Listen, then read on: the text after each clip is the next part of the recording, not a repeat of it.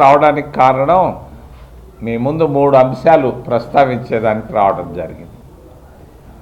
మొదటిది రాజకీయాలు, రెండవది అభివృద్ధి, రాష్ట్రంలో అభివృద్ధి, మూడవది ఎస్సీ ఎస్టీ ఓబీసీల పరిస్థితులు రాష్ట్రంలో, దేశంలో, మన ప్రాంతంలో. దేశ రాజకీయాలు బాగా లేవు, భ్రష్టు పట్టిపోతున్నాయి దినదినానికి. దేశ ప్రధానమంత్రి వారానికి ఒక్కసారి విదేశాలకు వెళ్తున్నాడు. ఎందుకు వెళ్తున్నాడో ఎవరికీ తెలీదు. వెళ్ళి వచ్చిన తర్వాత కనీసం ఒక్క ప్రెస్ బ్రీఫింగ్ కూడా లేదు. దేశ ప్రధానమంత్రి 11 సంవత్సరాలు ప్రధానమంత్రిగా ఈ రోజుకి ఒక్క ప్రెస్ కాన్ఫరెన్స్ చేసినట్టుగా నేను వినలా. ఆయనే ఏకైక ప్రధానమంత్రి ప్రెస్ను కలవకుండా తప్పించుకొని తిరుగుతున్నటువంటి దేశ ప్రధానమంత్రి. విదేశాలకు వెళ్తున్నాడు. ఎందుకు వెళ్తున్నాడో తెలియదు. క్రితంలో ప్రధానమంత్రులు విదేశాలకు వెళ్ళేటప్పుడు జర్నలిస్టుల టీంను కూడా తీసుకెళ్ళేది, చాలా పారదర్శకంగా ఉండేవాళ్ళు.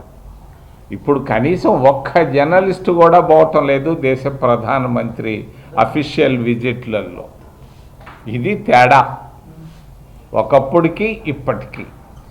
మరి దేశ ప్రధానమంత్రి మాట్లాడితే ట్రంప్ అంటాడు, లేదనంటే టైగర్లు అంటాడు. ట్రంప్ టైగర్లు చూసుకుంటున్నాడే కానీ దేశంలో ఉన్నటువంటి నిరుద్యోగాన్ని గురించి ఆలోచన టైం కూడా లేదు ప్రధానమంత్రికి.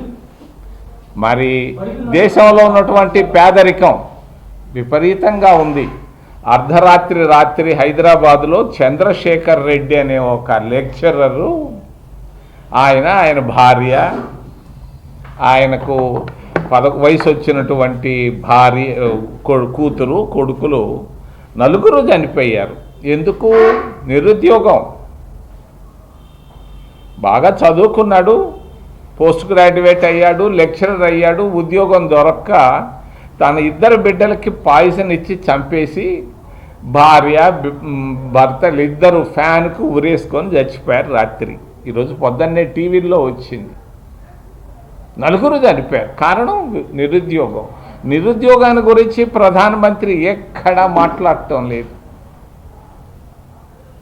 ఇది పొరపాటు, భారతీయ జనతా పార్టీ చేస్తున్నటువంటి పొరపాటు. రెండోది ధరలు విపరీతంగా పెరిగిపోతున్నాయి. ధరలు ఆకాశం అంత ఎత్తుకెళ్తున్నా కూడా ధరల గురించి ప్రధానమంత్రి ఎప్పుడూ మాట్లాడు. ట్యాక్సులు కూడా విపరీతంగా పెరిగిపోతున్నాయి, దినదినానికి పెంచేస్తున్నారు. ఈ విధంగా భారతదేశంలో భారతీయ జనతా పార్టీ సంపూర్ణంగా విఫలమైపోయింది. గెలుస్తున్నారు, గెలవడం అది అందరికీ తెలుసు. ఎట్ట గెలుస్తున్నారు? 2 కారణాలు చెప్తున్నారు వాళ్ళు. ఈవీఎంలు ట్యాంపరింగ్ చేస్తున్నారు, అనుమానమే లేదు. రెండోది దేవుడి పేరు చెప్తున్నారు. కుంభమేళ అంటారు, లేకపోతే అయోధ్య అంటారు, లేకపోతే బద్రీనాథ్ అంటారు. ఈ విధంగా మోసం చేస్తూ పోతా ఉంది భారతీయ జనతా పార్టీ దేశ ప్రధానమంత్రి. నాకు 10 జతల చొక్కాలు, ప్యాంట్లు ఉన్నాయి. మా మిత్రులకి 4 చొక్కాలు ఉన్నాయి, 4 పంచెలు ఉన్నాయి. భారతదేశ ప్రధానమంత్రికి 10,000 జతల బట్టలు ఉన్నాయి. కాదని చెప్పమనండి ఆయన్ని, చెప్పలేడు. ఒక్కొక్క జత బట్ట ధర ₹1,00,000. ఆయన గుడ్డలే 100 కోట్ల రూపాయలు గుడ్డలు ఉన్నాయి. దినంలో 4 సార్లు మారుస్తారు. మేము ఒక్కసారి మారుస్తే గొప్ప, చాలామంది వారానికి ఒక్కసారి మారుస్తారు. భారతదేశ ప్రధానమంత్రి ఇంత పేదరికం, ఇంత నిరుద్యోగం ఉన్నా కూడా దినంలో 4 సార్లు మారుస్తున్నాడు గుడ్డలు. మీరే చూడండి టీవీల్లో. పొద్దున ఒక జత, మధ్యాహ్నం ఒక జత, సాయంకాలం ఒక జత, రాత్రి ఒక జత. ఇది పరిస్థితి. ప్రధానమంత్రి భారతీయ జనతా పార్టీ సాధించినటువంటి ప్రగతి.